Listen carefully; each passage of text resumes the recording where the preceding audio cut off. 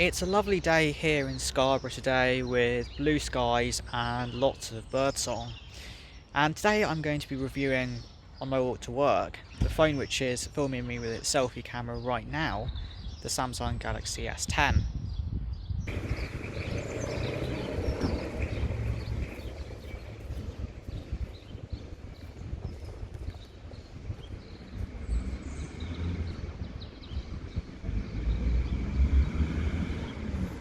So right there you saw me switch between the ultra wide angle, the standard, and the telephoto cameras. This is currently on the ultra wide angle camera.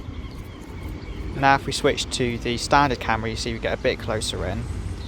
And this is the telephoto, which produces a very nice close-up image, which of course you wouldn't get with digital zoom. I decided to test the cameras of the S10 in some challenging circumstances.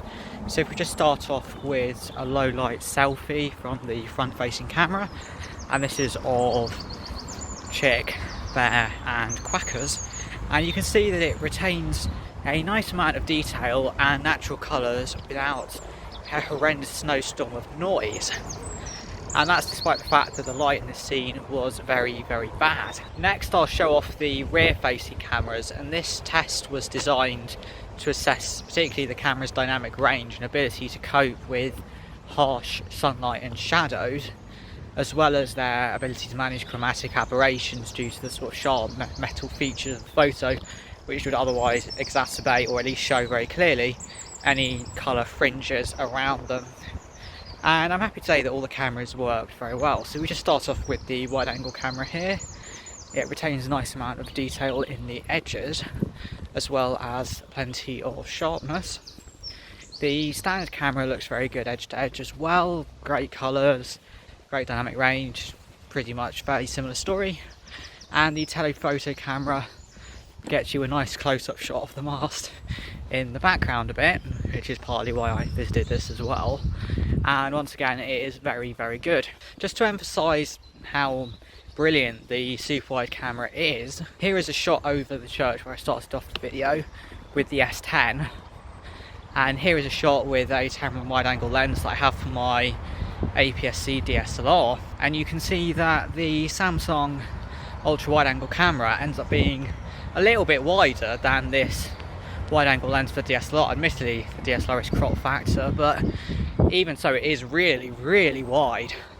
And also the dynamic range of the S10 is really nice, but that could be a certain element down to the digital processing and what have you afterwards, rather than just the camera units themselves.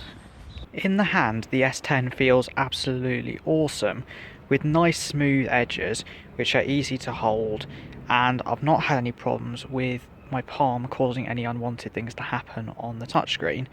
And despite my small hands, I have had absolutely no trouble using this phone, despite the fact it is quite large.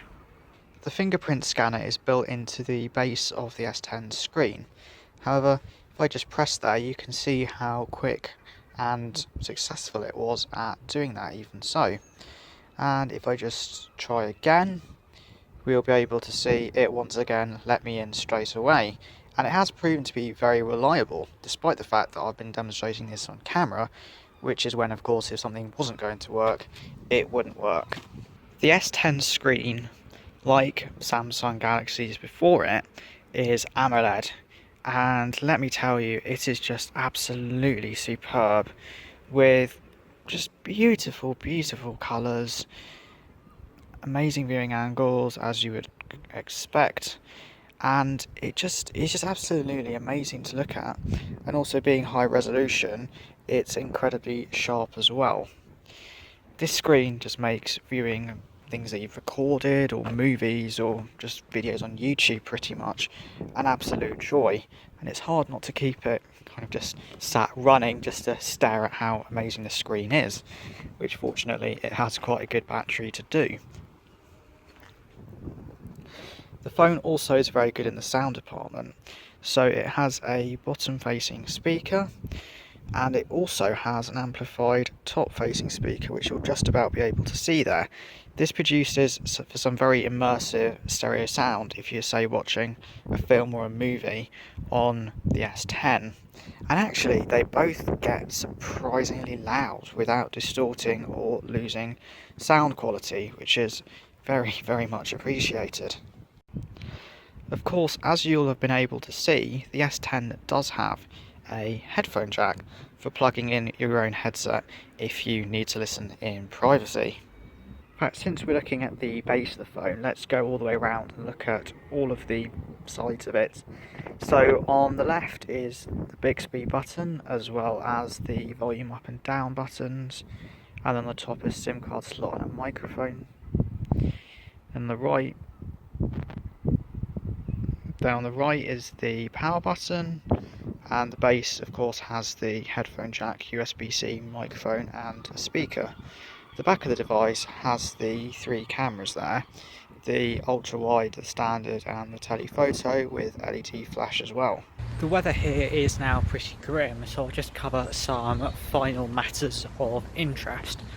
On the communications front, the S10 has all the way up to AX Wi-Fi, although for those of us with more standard home routers, it does of course do AC Wi-Fi as well. And you can see here the link rate of 866 megabits per second, which is what I'd expect for that router. On the 4G side of things, this is the S10 that I've got, not the 5G version of it, and it was happily doing 4-way carrier aggregation on EU's 4G with band 3 plus band 3 contiguous, and then band 7 and band 7 contiguous.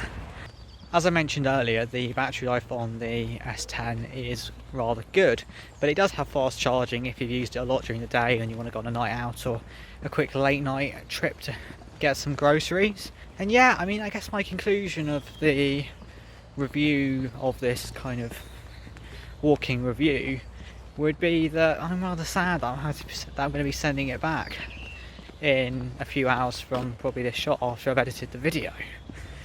Especially the cameras, like the wide angle camera is just absolutely amazing and just enabled me to take lots of wide angle photos that I just wouldn't normally take, because my other wide angle camera's been the DSLR, which is obviously quite big and quite junky and just not really something that you'd carry around everywhere like you would with a smartphone really.